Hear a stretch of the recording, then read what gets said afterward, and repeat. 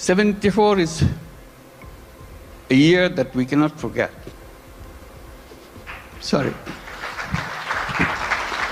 ৭৪-এর দুর্ভিক্ষ নিয়ে কথা বলতে যেয়ে এভাবেই কান্নায় ভেঙে পড়েন অন্তর্বর্তী সরকারের প্রধান উপদেষ্টা ও নোবেলজয়ী অর্থনীতিবিদ doctor Mohammad Yunus. Sorry, my words. I cannot bring my word. People died of hunger.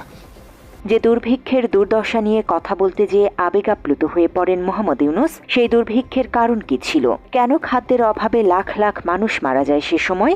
আবারও সময় হয়েছে নতুনভাবে এসব নিয়ে আলোচনার, যেন নতুন বাংলাদেশে শাসকদের দুর্নীতির কারণে সাধারণ মানুষকে আর খাদ্যের অভাবে মরতে না হয়। ৭৪-এর দুর্ভিক্ষের সময়কার বহুল পরিচিত চিত্র এটি। জেলেপাড়ার এক নারী বস্ত্রের অভাবে মাছ ধরার জাল পরে শরীর ঢেকে আছেন। এই ছবি প্রমাণ করে দুর্ভিক্ষে শুধু খাবারই নয়, পরনের কাপড় সহ জীবন ধারণের জন্য প্রয়োজনীয় সবকিছুরই ছিল বড্ড অভাব। আন্তর্জাতিক বিভিন্ন সূত্র মতে কমপক্ষে ৫০ লাখ নারী নগ্ন দেহে বসবাস করেছে ওই সময়ে। গ্রামের মানুষ ঢাকা আসলে বোধ কিছু আমরা পারতে পারবো, এরকম দুর্ভিক্ষ। কালো মানুষ মরে যেতেছে, লাশ দাফন করার মতো মানুষ নেই, মা বাচ্চা ফালাতে বাচ্চাছে। ১৯৭১ সালে দেশ স্বাধীনের পর কোনো সাধারণ নির্বাচন ছাড়াই ক্ষমতায় বসেন শেখ মুজিবুর রহমান। এরপর থেকেই ডাকাতি, ছিনতাই, রাহাজানি আর দ্রব্যমূল্য বৃদ্ধিতে নাভিশ্বাস ওঠে সাধারণ মানুষের। জনতার পেটে যখন ভাত নেই, তখন লাখ লাখ টন খাদ্য নির্বিবাদে পাচার হয় সীমান্তের ওপারে। এসব নিয়ে লোক দেখানো বক্তব্য দিলেও প্রতিকার করেননি সে সময়ের শাসক মুজিব। কয়েকটা চোরাকার বাড়ি, মুনাফাখোর, ঘুষখোর দেশের সম্পদ বাইরে বাইর করে দিয়ে আসে, জিনিসের দাম গুদাম করে মানুষকে না খাওয়া মানে উৎখাত করতে হবে বাংলার বুকের থেকে এদের। মূলত স্বাধীনতার পর শাসকদের ব্যাপক দুর্নীতি আর মুজিবের দুঃশাসনের কারণে সৃষ্টি হয় ৭৪-এর দুর্ভিক্ষ। আর ওই দুর্ভিক্ষে খাদ্যের আশায় এভাবেই রিলিফের বস্তার দিকে তাকিয়েছিল এই শিশু। দেহ থেকে প্রাণ যায় অবস্থা, তবু এদের খাদ্যের যোগান দিতে পারেননি শাসক মুজিব। ৭৪-এর ওই দুর্ভিক্ষে শুধু ঢাকাতেই প্রতি ঘন্টায় ৩ থেকে ৪ জন লোক মারা যেতে থাকে অনাহারে। অন্ন, বস্ত্র কিংবা মাথা গোজার ঠাঁই ছিল না কোথাও। কোটি কোটি মানুষ ছিল ক্ষতিগ্রস্ত ও বাস্তুহারা। অবস্থা এতটাই বেগতিক ছিল যে বমি খেয়েও বাঁচার চেষ্টা করেছে মানুষ। এ বিষয়ে আন্তর্জাতিক একটি সংবাদ মাধ্যমের এক সাংবাদিক সাক্ষাৎকারে মুজিবকে প্রশ্ন করেন, মানুষ ঘাস পাতা খেয়ে বেঁচে আছে, এমন কেন হবে? এই প্রশ্নের উত্তরে মুজিব বলেন, কিছু কিছু জায়গায় এরকম হতে পারে, তবে সব জায়গায় লঙ্গরখানা আছে। We have no food. We're not getting it from anywhere. Quite close to Dhaka. Why should this be so? You see, that is some of the places this happens, but we have our open, free kitchen everywhere. The people are welcome to come there.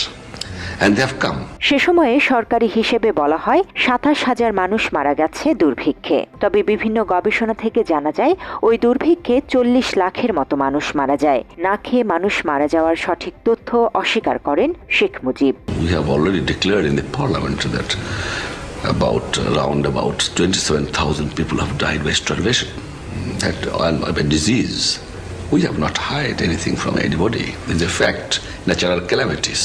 দুর্নীতিবাজ আওয়ামী লীগারদের সৃষ্ট এই দুর্ভিক্ষকে প্রাকৃতিক দুর্যোগ বলে চালিয়ে দেওয়ার পাশাপাশি মানুষ খাদ্য পাচ্ছে না এমন তথ্যকেও মিথ্যা হিসেবে উল্লেখ করেন মুজিব।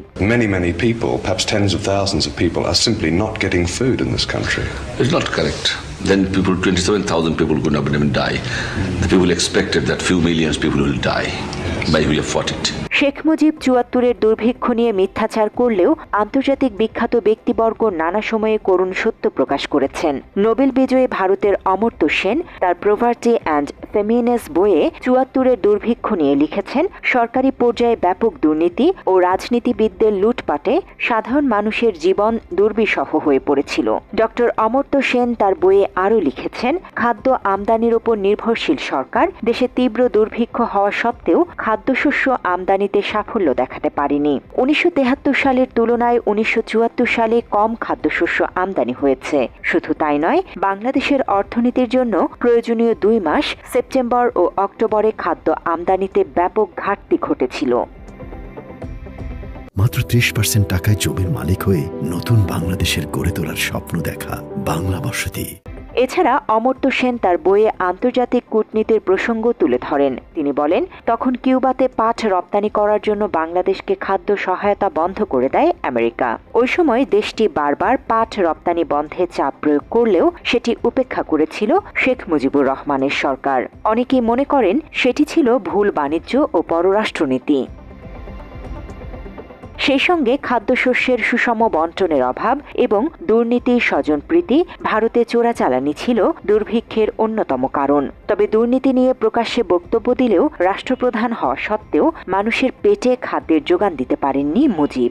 এত চোরের চোর কোত্থেকে যে পয়দা হয়েছে আমি জানি না, পাকিস্তানে সব নিয়ে গেছে, কিন্তু এই চোর টুক ফিরে গেছে আমার কাছে। যেমনটা বলা হয়, ৭৪-এর দুর্ভিক্ষের অন্যতম একটা কারণ ছিল ভারতে চোরাচালান। আর এইসব চোরাচালানকৃত পণ্যের মধ্যে ছিল ধান, চাল, গম, পাট, যুদ্ধাস্ত্র, ঔষধ, মাছ, গরু, বনজ সম্পদ সহ প্রয়োজনীয় অনেক কিছুই। একটা নবগঠিত স্বাধীন দেশের সম্পদ ভারতে পাচার করা হতো কার স্বার্থে? কারা এসবের মদতদাতা ছিল? এসব প্রশ্ন জনমনে ঘুরলেও উত্তর মেলেনি আজ পর্যন্ত। সেই সময়ের বিভিন্ন সংবাদ মাধ্যমের তথ্য অনুযায়ী ভারতে ওই সময়ে পাচার হয় প্রায় ৫,০০০ কোটি টাকার পণ্য। ফলে আফসোস করে বিশেষজ্ঞরা বলতেন, চোখের সামনে চাল, পাট পাচার হয়ে যায় সীমান্তের ওপারে, আর বাংলার অসহায় মানুষ ভিক্ষার ঝুলি নিয়ে ঘোরে বিশ্বের দ্বারে দ্বারে। বিভিন্ন দেশ থেকে আসা সাহায্য ওই সময়ে আওয়ামী লীগের নেতাকর্মীরা নিজেরাই ভোগ করায় বাইরের দেশগুলো সাহায্য পাঠাতেও অনীহা প্রকাশ করে। ফলে দুর্ভিক্ষ ব্যাপক আকার ধারণ করে। তবে এই অবস্থাতেই দুর্ভিক্ষকে যেমন অস্বীকার করে মুজিব, তেমনি দুর্ভিক্ষের রেশ কাটতে না কাটতেই তার দুই ছেলে শেখ কামাল ও জামালের ধুমধাম করে বিয়ের ব্যবস্থা করেন। মানুষ যখন না খেয়ে মরার শোকে কাতর, তখনই সোনার মুকুট মাথায় দিয়ে এই বিয়ের আয়োজন করেন মুজিব। বিশাল আয়োজনের ওই বিয়েতে ছিল অগণিত অতিথির ভিড়, যেন পুরো ঢাকা শহরটাই এসে উপস্থিত হয় বিয়েতে। বিয়ের পরদিন সংবাদ মাধ্যমে প্রকাশ করা হয় প্রধানমন্ত্রীর দুই ছেলের সোনার মুকুট মাথায় পরে বিয়ের খবর। একইভাবে প্রকাশ করা হয়েছিল দুর্ভিক্ষ পীড়িত, অনাহার ক্লিষ্ট, মুমূর্ষু মানুষরূপী কঙ্কালের ছবি এবং দুর্ভিক্ষের খবর। ব্যাপক দুর্নীতির কারণে ৭৪-এর দুর্ভিক্ষ সৃষ্টি হলেও আওয়ামী লীগ বরাবরই প্রাকৃতিক দুর্যোগ আর দাতা রাষ্ট্রগুলোর অনুদান না দেয়াকে দায়ী করেছে। দুর্নীতি, দুর্ভিক্ষ, ৭৫-এ বাকশাল কায়েম, এসব কারণে মুজিবকে উৎখাত করে একদল দেশপ্রেমিক সেনাবাহিনী। মেজর ডালিম বলছি, অদ্য সকাল হতে খন্দকার মুশতাক আহমদের বলিষ্ঠ নেতৃত্বে সামরিক বাহিনী ক্ষমতা দখল করিয়াছে। শেখ মুজিব ও তার খুনি দুর্নীতিবাজ সরকারকে উৎখাত করা হইয়াছে।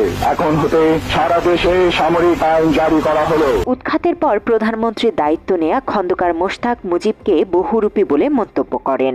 Mujibur Rahman, who was a friend of mine, a great friend. মুজিবের ওই সময়কার ভয়াবহ দুর্ভিক্ষের কথা তুলে ধরে সম্প্রতি যেভাবে কান্নায় ভেঙে পড়েছেন ডক্টর ইউনূস, তা দেশের সাধারণ মানুষের প্রতি সহানুভূতি প্রকাশ করেছে। ইতিহাস থেকে শিক্ষা নিয়ে মুজিবের মতো আর কোনো শাসক বাকশালী হয়ে না উঠুক, এমন প্রত্যাশা সাধারণ মানুষের। আর দুর্ভিক্ষ নয়, হাতে হাত রেখে এগিয়ে যাক বাংলাদেশ, এমন প্রত্যয় সবার। Desk report, Bangla addition.